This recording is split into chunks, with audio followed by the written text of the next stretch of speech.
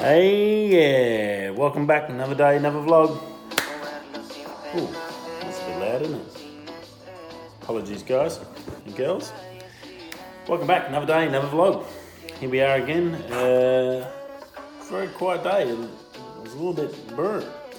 I hit the wall hard actually this afternoon and crashed out on the couch while Jack was watching a movie. Well, I think I was, but I think Jack just decided to keep playing, and lucky for me, woke up, so that was all right. Yeah, still haven't recovered. A bit of jet lag, a bit of work lag, I think. Day 2 and still feel like crap. Anyway, that's mining. What do you do? Not much you can do about it. It's no use whinging, no one cares. Move on and upwards. Here we go.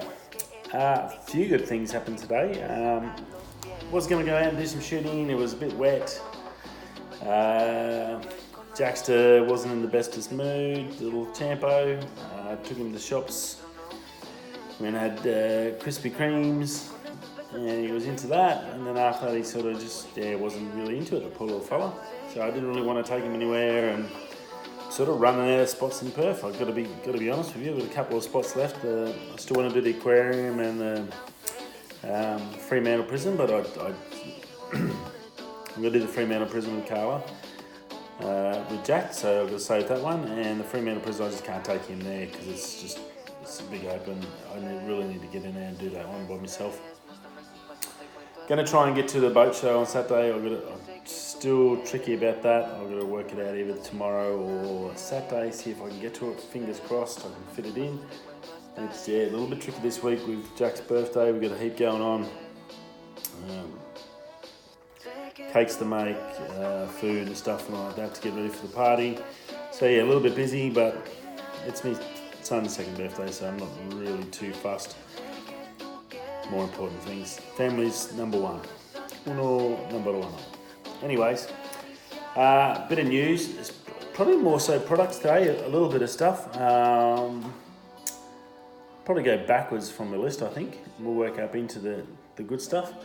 The Impossible Burger, I don't know if you've heard of that. It's very huge in the States. We've talked about the Beyond Chicken Burger with KFC.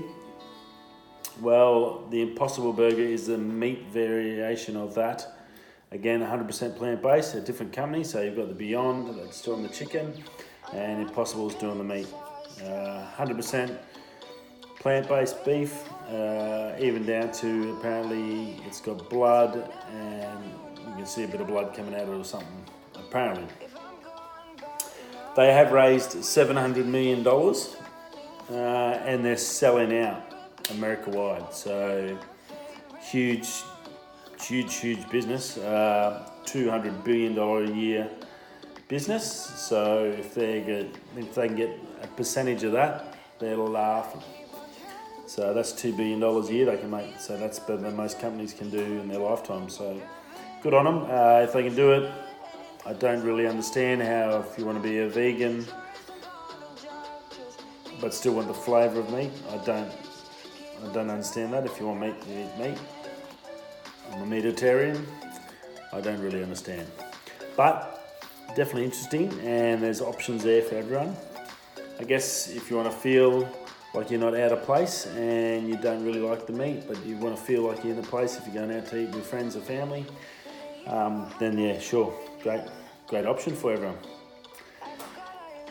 Google has announced, or is now available, you can search off a screenshot. So instead of having to actually go look at something, write that down or cut and paste it over, you can now basically screenshot it on your phone and then just put that into your Google search, and it'll take everything in that screenshot and then go and find you what you're looking for. So that was pretty interesting, pretty cool.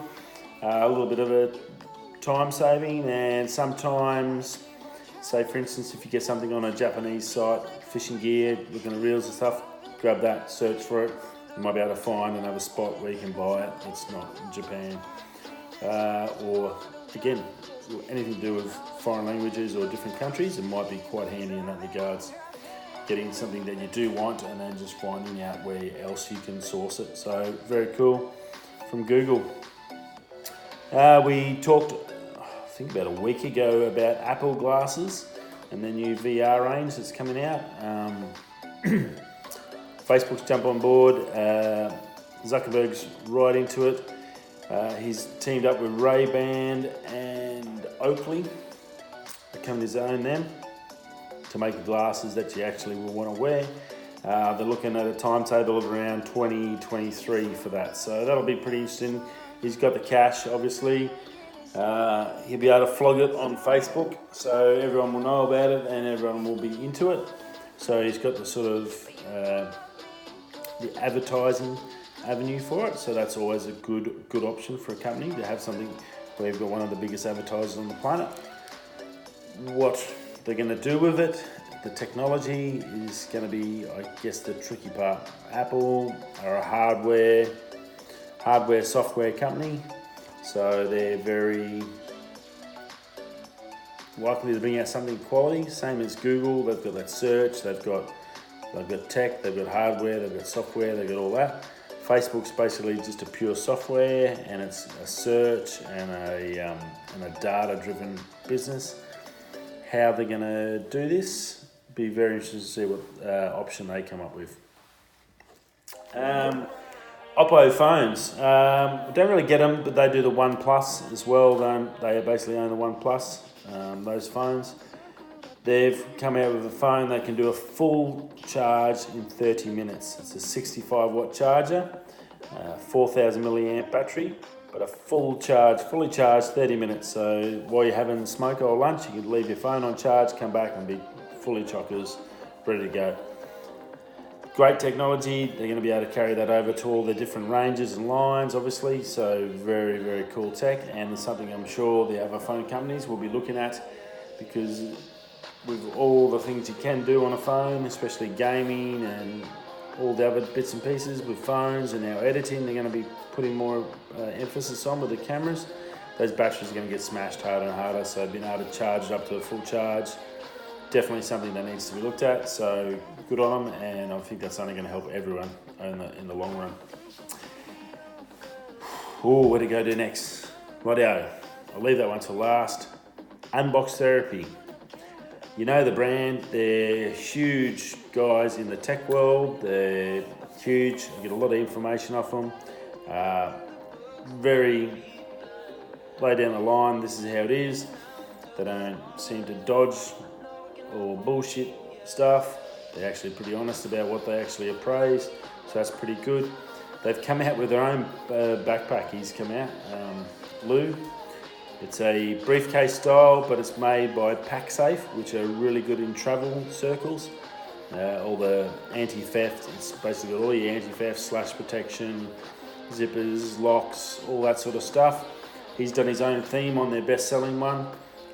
Looked pretty good. So it's pretty exy, $180 for the unit, but it's a good size. Zips all the way down, so you can get right into it to get your stuff out. It's got all the stuff you need.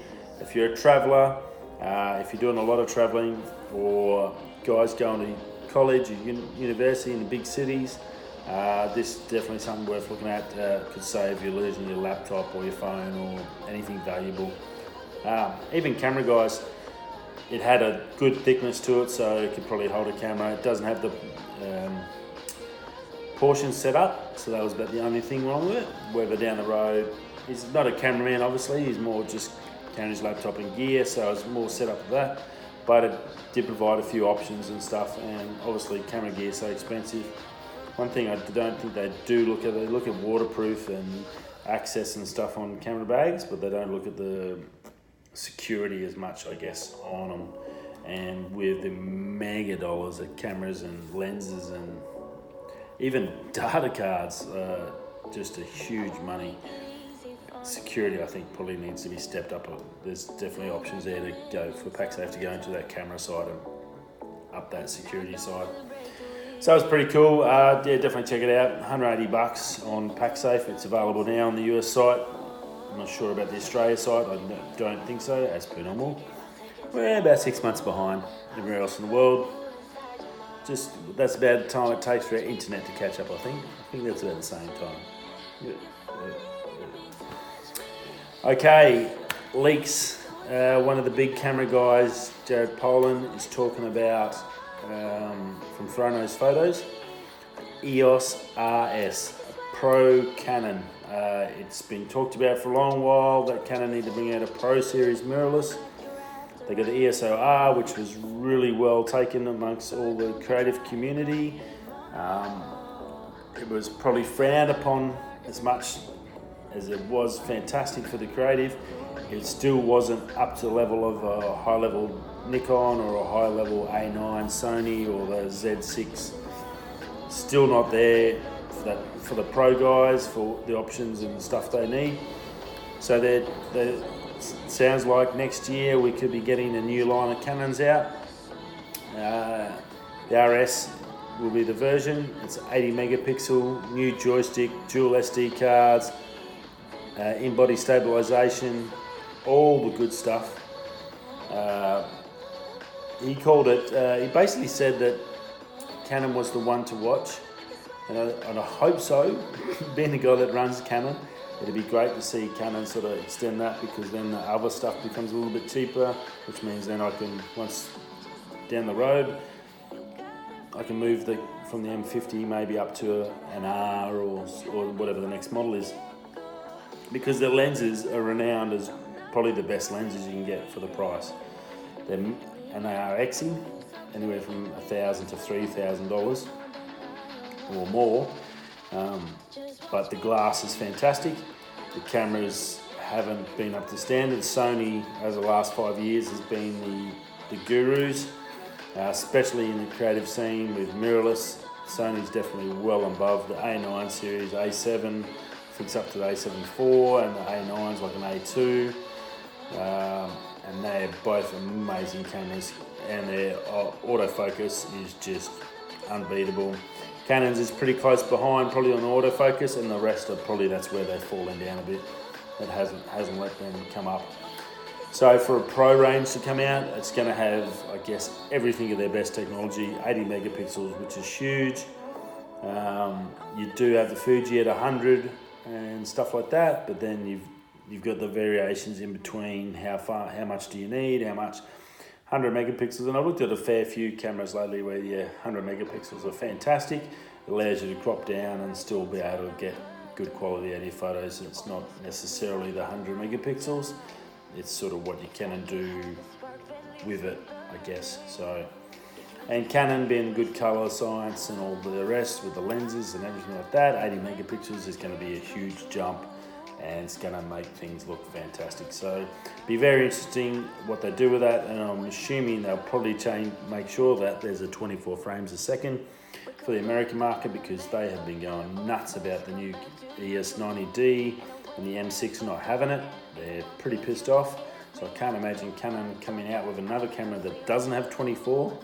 For whatever reason, they think it's smoother.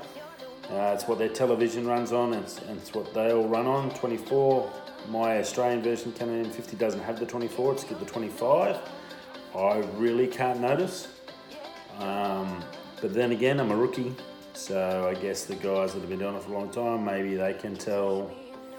But it is a big thing, and they've been bringing it up, so I can't imagine Canon not bringing it back. So it'll be very interesting what this has got, this 80 megapixel. I'm thinking it's going to have to be nearly close to a 6K recording with what's coming out now. Anything less than 6K is going to be living in the past. 4K was a couple of years ago. Now everyone's running 6K. Everyone's got the availability of 8K, and they're all looking at minimum now 6K with the Blackmagic 6K coming out.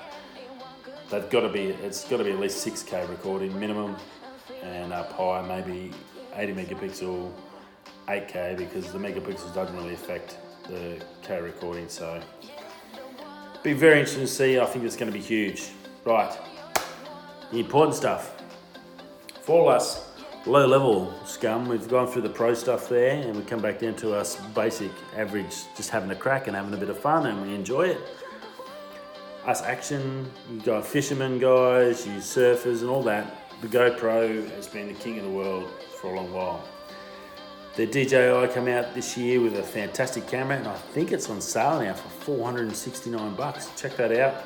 Definitely worth looking at, the Osmo. Great little camera, got the front facing so you can actually see what's going on in the front. So if you're vlogging or whatever, so it's got a little few options. Basically everything else of GoPro in there. Little, like all cameras, they've all got their own different color sides and how they look, so they're always going to be different. 1st of the 10th, GoPro has an event announced on YouTube. You can go on and set a reminder for it. It's got a little picture of a new phone, very curved. It's got a few different things. It's very hard to pick up anything. I'll put the photo on the thumbnail of what it is. I think this is going to be the 8 we've been looking about, and what is going to have those options we talked about. It's going to have the attachable microphone, flip up screen, blah blah blah blah blah blah blah. Don't have my watch on, but that's where my watch normally lives, so that's why I'm pointing to it. 1st of the 10th, 1st of October, new GoPro. All the GoPro releases will be happening. It's going to be a big event on YouTube. Check it out, set your reminder. If you're into the action scene and into that sort of stuff, if you're about to buy a GoPro, hold off. It's probably only 10 days away, 10, 12 days away. So just chill out for a second and the new one will be out, so that whatever you're going to buy is going to go cheaper and you'll have that new tech out. So definitely worth looking at it. Anyway, so yeah, GoPro, can't wait to see. That's pretty cool. Might be time to get the Hero 4 Black up online and sell that, and maybe get a little bit of cash to put towards the new one. See what they've got. Looks pretty cool, and I can't wait to see what it is. They've never really let us down, GoPro, so I can't wait to see what new tech they've got in the action sports. Very cool, and yeah, another day, another vlog. Thanks for stopping by. Hope you've had a good day. It's Wednesday, it's hump day, on the way to the weekend. If you haven't got tickets already tomorrow and you're in Australia, 150 million in the Powerball, good luck to you all. Hope someone I know wins it. I'll just take a bottle of red, it'll be fine. Just slip one in the mail, that'll be fantastic. Anyway, that's it for me. Wherever you are, coming or going, or upping or downing. We'll see you tomorrow. See you guys.